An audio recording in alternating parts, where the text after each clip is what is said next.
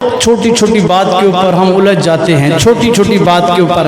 अभी रबीउल अव्वल महीना शरीफ का महीना आया नहीं है, अभी सवाल और जवाब शुरू हो गए हैं। कोई कहता है कि रबीउल अव्वल के अंदर झंडा उठाना नहीं चाहिए, मिलाद क्यों मनाते हैं, रैलियां क्यों निकालते हैं। मैंने कहा पिछले दिनों 14 अगस्त गुजरी है, हर बंदे ने झंडा अपने घर के ऊपर भी लगाया, हाथ में भी उठाया है।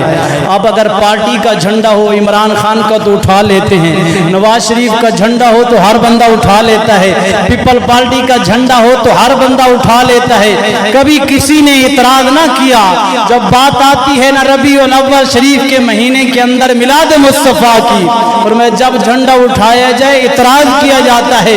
मैंने कहा तुझे झंडे के ऊपर इतराज नहीं। अल्लामा खादिम हुसैन रिज़वी रहमतुल्लाह अलैह आपने फरमाया पीड़ा और ते फकियां और, दर्द कुछ और होता है, निकालते कुछ और हैं। लेकिन हमने कहा खुदा की कसम है, आला हजरत फाज़िल बरेलवी के मलंग फकीर क़यामत तक जब तक जिंदा रहेंगे अल्हम्दुलिल्लाह हुजूर का मिलाद मनाते भी रहेंगे, फिरते भी रहेंगे।